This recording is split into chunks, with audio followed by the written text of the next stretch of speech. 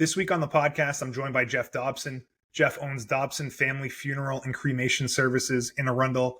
He operates a business in an industry that I don't know that much about. So when we connected through the podcast, he decided to come on. I was looking forward to hearing about all the different services that he offers and what it means to run a funeral home. He certainly has a large impact on the community, and I think it's something that I would want to spread the word on so people know that they exist and that there's a shortage of them and that we need more people doing the type of work that he's doing. So really appreciate him taking the time to come on, teach me about his business, spread the word on his business. And I hope now that when you guys are driving down 111 in Arundel that you'll see Dobson Family Funeral and Cremation Services. So this is the Randy Forcier Podcast. To support it, biggest thing is subscribing. If you can subscribe on YouTube, Apple, or Spotify, I would really appreciate it. Thank you so much for all the support. Thank you so much for listening. Here's Jeff.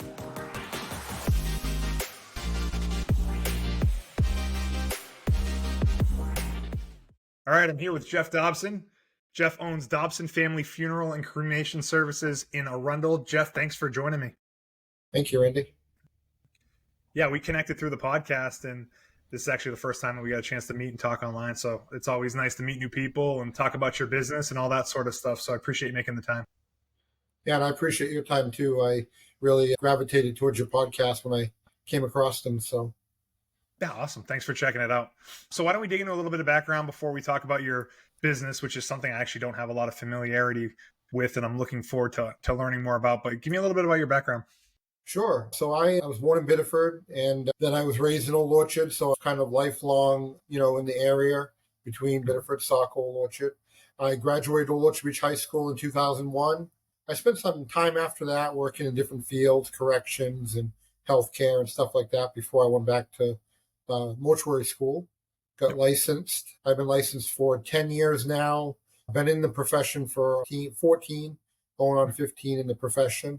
I've worked in Dover, New Hampshire. I worked at a funeral home in Boston and Saco, and also the last 6 years I've been working in Portland before I decided to open my location here. So it looks like you went to Pittsburgh Institute of Mortuary Sciences, correct? I did, yeah. There's no mortuary schools that are too close to Maine. There's one in Massachusetts, but there's nothing in Maine or anything like that. What made you decide to get into that field?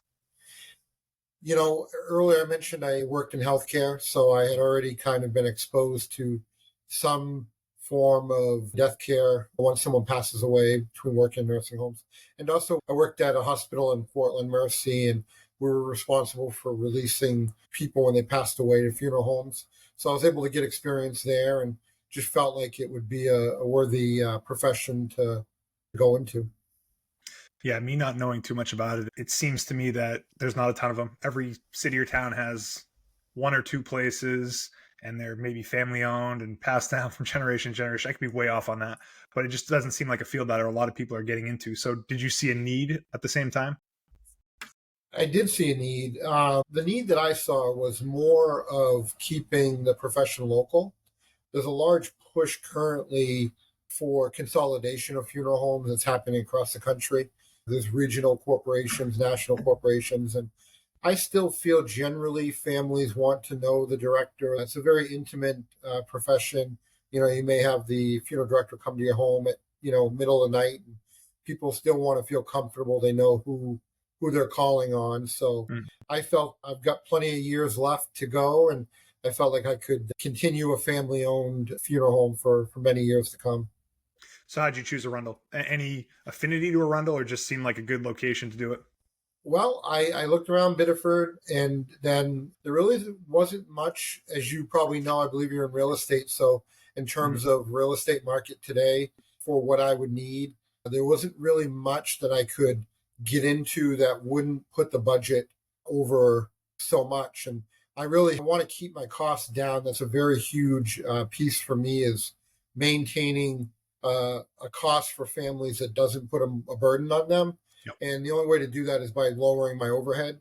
Yep. So when I found this building in Arundel, it's a beautiful building. It was built in 2016. It had the right amount of space that I would need. It had everything I needed.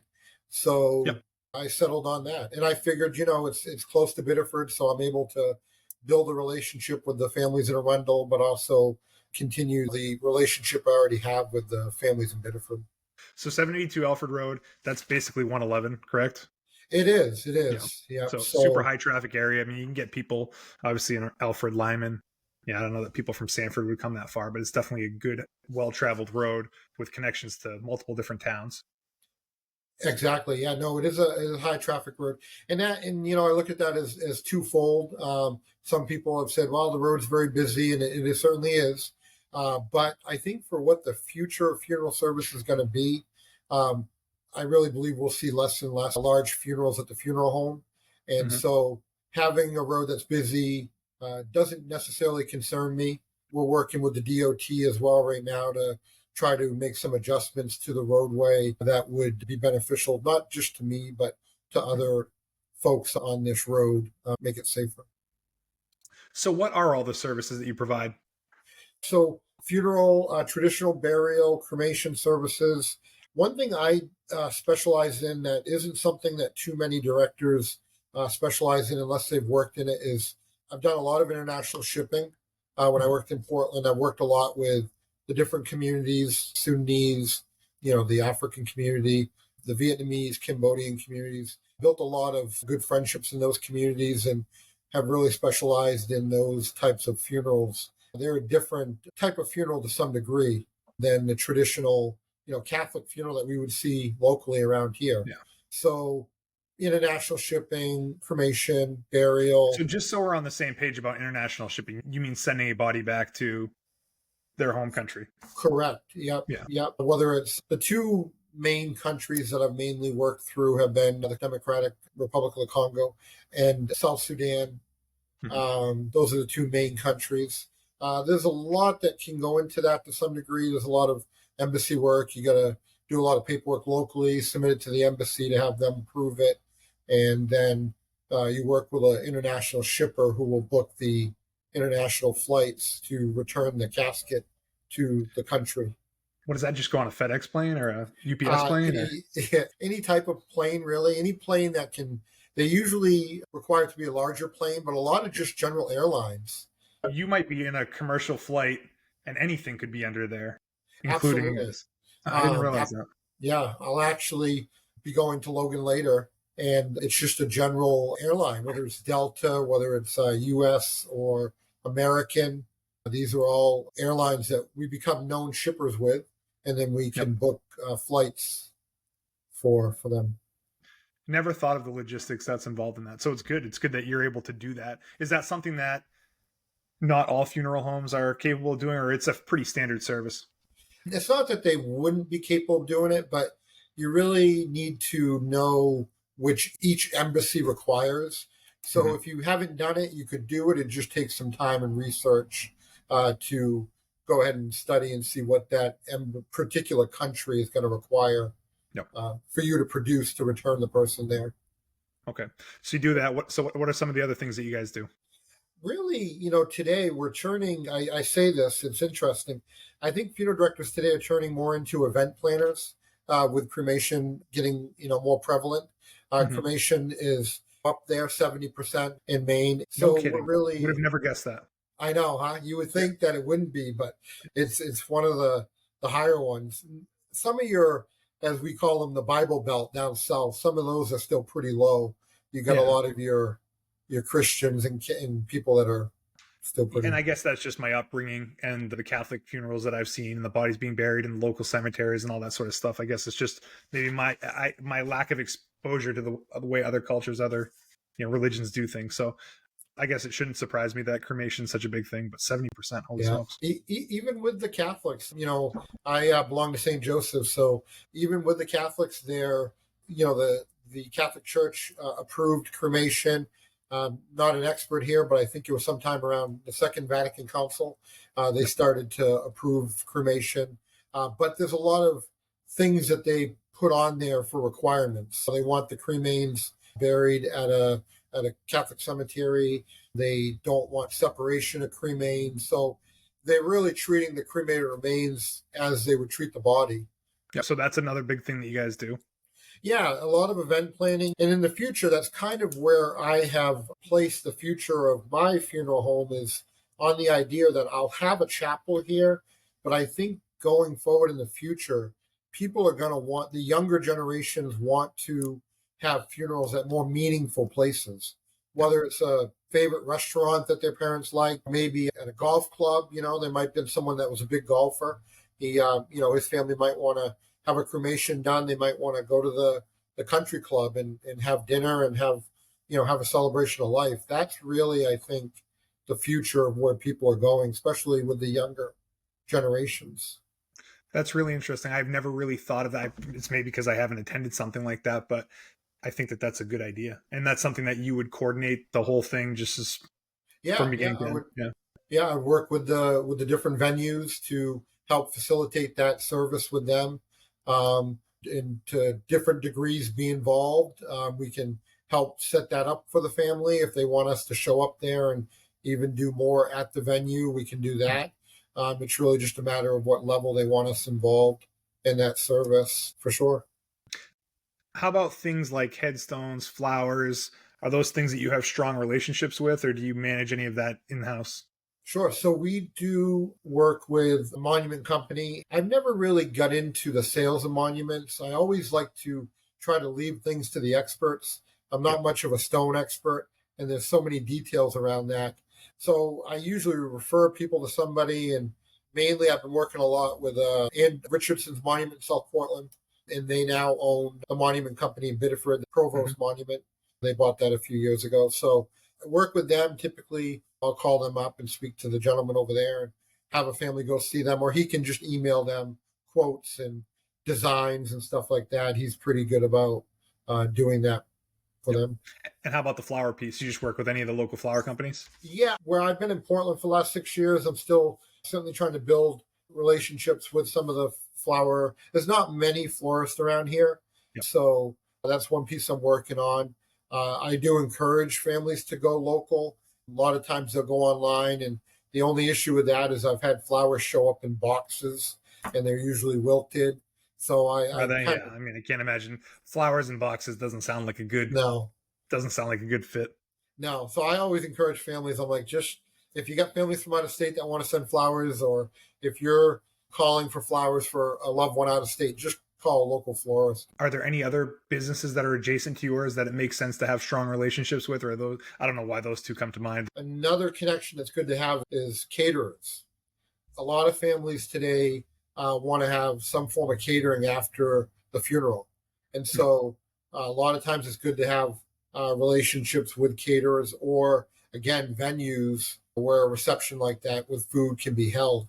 I think, there's a lot of good places around here, whether it's Dunegrass in Old Orchard, whether it's the country club in Arundel.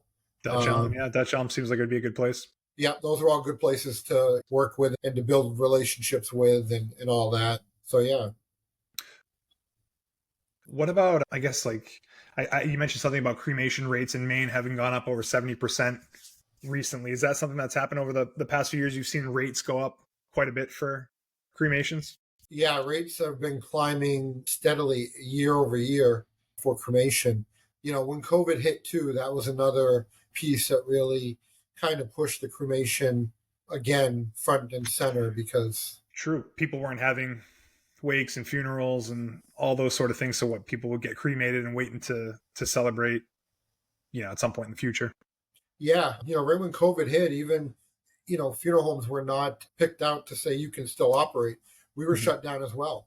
And state said, you can't, for a very brief time. And then they started allowing, a couple people at a funeral, and then 5 people at a time. And, eventually we're doing like 10 people at a funeral. So, there were people that already had arrangements set up, and COVID hit, and they changed them, and they wanted to, have a cremation done, or they just wanted to not have a big funeral, have the casket buried, and they would do a celebration of life later. So, those types of things definitely changed the view of the overall funeral process on families. I bet. Yeah. Now, do you guys do wakes in your facility? We will be. We're working on finishing the chapel. I decided not to wait till the chapel was done to open, because there's such a large prevalence of people who want just cremation. So in that case, there's no wake. Yeah, whether the chapel's done or not, there's still people that want to have just a mass at church and burial at St. Joseph's or St. Mary's or Woodlawn. And then there's a lot of people that just come in and just want the cremation, want the urn returned to them. So I didn't feel it was beneficial to wait for the chapel to be completed to start. When do you estimate that'll be done? Are you hoping to have it done by the end of this year and into next year, My or is it hope just a is little bit up by in the air? the end of the year. The big piece with it right now is just working with the DOT. The chapel itself is getting pretty close. I mean, we've got it all drywalled, and we just got to get, the carpeting and painted and some other lighting and stuff like that. The real big piece right now would be the DOT and just working on getting that road piece squared away. So if we can get that squared away before the end of the year, which I'm not sure, but if we can, then certainly my goal would be to have that chapel ready. And we're also doing a parking lot out behind the building. Yep. Because right now the building only has a number of spaces. So the plan is for about, I believe, 30 to 35 parking spots behind the building. So those are the two major hurdles right now to get open sooner is the road and then just building the parking lot. Yep. That will be nice to have. That'll obviously give you potential for new revenue sources inside the building. So if someone used your services and did want to have a wake, they just wouldn't be able to, and it would just be maybe a bad fit, or is there a solution that you have for the time being? Sure. So what my plan is to really take that family to family. So if it's a Catholic family, I would probably say to them, let's do maybe a wake at the church, which, believe it or not, I had attended a seminar that the Catholic cemeteries put on in Biddeford a couple months ago, and they were encouraging families to have wakes at church. Really? So when I heard that, I'm like, oh, okay, well, and that's just another piece that tells me, I have to justify the money that I'm putting into the chapel. And then when they're being told have it at church, I'm like, okay, I'm okay with having it at church, but I got to balance that out. Yeah, it's nice to have it at church. Glad I just spent 50 grand on a new chapel or 100 grand or whatever it was. And yeah, exactly. Doing a parking lot's they don't give away parking lots anymore either. So no, but I mean, that aside, I mean, even if that moves in that direction, it won't be like that for everybody. So I'm sure it still makes sense to have something on your property. So, but it is interesting to know. Yeah, that's why we'll definitely have a chapel. But I just think that as the years go on, funeral service is going to change more and more, and it may become more simplistic. Families don't live locally anymore. A lot of people, they move out of state. They live stream services now. So that's, is that something that you guys do? Is that part of the packages that you offer, like a live stream? Yeah, a live stream of service. And it's there's a few things, I wouldn't charge for that. I don't really feel it's a service to charge for. I mean, it's not a huge cost to me.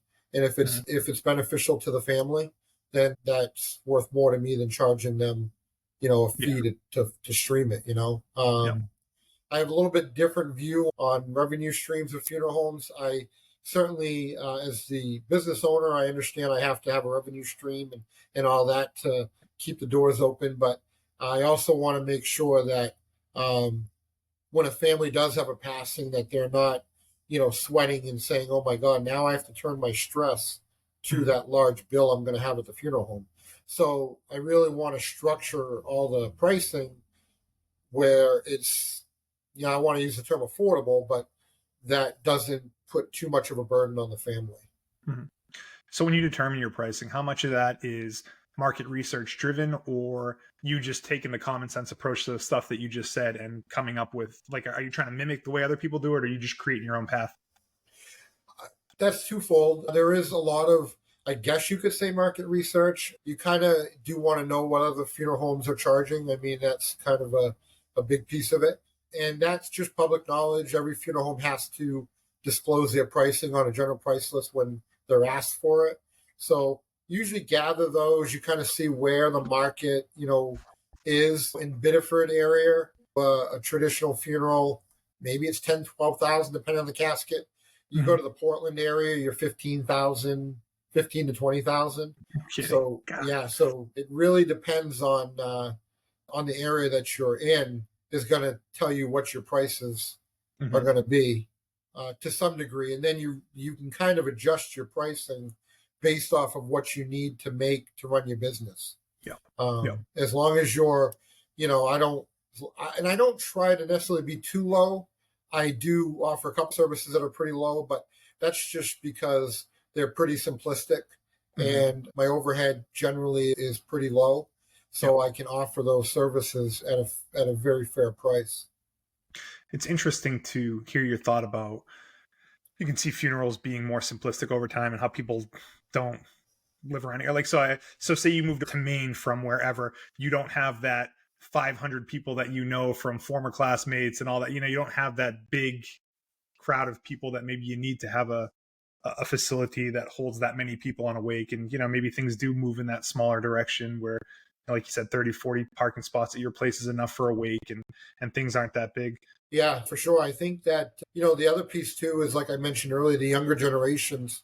And in the years that I've been doing this, I've seen cases where, a couple, one will pass away, the spouse will have a big funeral for them. And then when the other spouse passes away, the kids do a very simplistic funeral, something Yep. that the parents might not have done, but the Mhm. kids are just they don't want a lot of the same things their parents wanted. Mhm. You mentioned the coffin being one of the big cost drivers. Yeah, and that's another piece that I'm kind of doing is, for a long time, funeral homes have placed a lot of emphasis on merchandise. Yep. And I'm kind of taking the merchandise piece a little bit out of the equation for my revenue. I Mhm. still have somewhat of I guess you could call it a markup on it, but I keep it pretty low because you can really get those items anywhere today. You can go online and get them. You can Yep. get them anywhere. So what I do is I try to provide a great service. My service is really what I can provide to people that no one else can provide. You can't go online and buy the service portion that I do, but you can go online and buy everything else. Yep. That makes sense. When I think about what your job is, part of me thinks like it must be hard to have tough conversations with people when people are upset because they're losing someone. How is that on you personally? Is that something that you've learned to deal with? I imagine you have, being in the business that you had, but like, was that a challenge to get accustomed to having these tough conversations with people? It was. At first I was very scared when I started. I think probably everybody, when they get out of mortuary school and they're put in front of a family, it can be a very scary thing to do because you don't really know what to say. You don't know what to do. But I'll be honest with you, after 15 years, I still don't know what to say. You Yeah. have to kind of just listen. You have to listen and see what the family is asking you. Sometimes they'll ask you questions that your experience will dictate how you answer it. I've had families ask me things like when I prepped their loved one or prepared their loved one for a viewing, how that went. So those are difficult questions to answer. Usually I'm pretty general and brief on it, not because I want to hide anything from them, but I also don't want to give them any more info that's going to cause them any trouble. Yeah. Yeah. I'm So, sure but you have to handle that stuff with care. So, yeah, but it's very obviously delicate. someone has to do it. So it's good that there are people like you helping people through this tough time. It's not like people don't want to be helped. It's just, it's emotional time. So it's nice that you're able to try to give comfort where you can through that process. Absolutely. Yeah, no, Yep. it's definitely a learning process every day. If you've done this, for 1 year, if you've done it for 30 years, you're going to learn something new every day. And every family is different in how they react to the passing of a loved one. Hmm. And you just got to kind of take the lead from them and support them in whichever way you feel that they need to be supported in. Yep. Makes sense. So So, 13 years in business, 15 years in the industry. What have you learned? What would you tell your 15-year ago self about the business? what I would say, especially to anybody going into it, because I will tell you there is a very large shortage of funeral directors out there. Um, there's pretty much, if you go to mortuary school and get a license, you pick your job and you pick very basically your salary. So, but what I would tell people is that it is a very demanding job. It is 24/7, and so you have to be prepared that there's a lot of times during the holidays that you don't spend it at home. You spend it at the office, or you spend it at other people's homes, assisting them with a loss. And it's definitely not a 9 to 5. So you've got to be prepared for that and ready to take that on. Funeral service, I think, is trying to change. It's trying to make it more of a flexible job, a profession where people can come in and have more of a 9 to 5, have certain nights you're on call and not on call. right now, with the shortage of directors out there, it's still a very demanding job. But I think it is a good profession, and I think a lot of people could benefit from going into it if they don't mind the workload and they don't mind the challenges that come along with it. There's funeral homes in big cities that there's directors making six figures. Yeah. So I mean, it's not necessarily around here, but bigger cities and stuff, there are directors that do pretty well, Yeah. In the profession. In a way, it's almost like it can be a rewarding job to be able to help people, and you do become part of the community. If you've handled enough funerals in a community, like you kind of know everybody and recognize people. So I could see there being a benefit in that, at least being in the business for that reason. Yeah. And that's one of the reasons I came back down this way when I left Portland, is because, I'm from the area, and a lot of times I'll sit with a family. I sat with a family yesterday. I've known them for 30 plus years. And I just, I very much enjoy doing this when I know the family. I'm able to be there for them in a different way because, we've spent a lot of time over the years together anyway. So it's nice to have those connections and to know the families that I'm working with. Definitely. Well, listen, I appreciate the type of work that you do, and I'm glad to have you on the podcast to promote your business. And it sounds like you're in growth mode, like you're trying to spread the word on Dobson Family Funeral and Cremation Services. So I'm happy to help contribute that any way I can. Did we miss anything? Is there anything you wanted to mention that you have going on? No, I think, we're just I appreciate your time, and we're just trying to get it out there to let families know we're here and that we're able to help them out, and just trying to provide a good service to the community, and hopefully it helps them financially too. Because that's, like I said, that's a huge, huge component to me, is the finance piece. I want to make sure families, to the best of my ability, is not being put an undue burden on them at the time. In a tough time. So, well, listen, thank you for coming on, man. I appreciate the conversation. Learned a bunch of different stuff today, and I look forward to sharing this and spreading the word. So, yes, Randy, thank you very much. It's good talking to you. Thanks, Jeff. Thanks.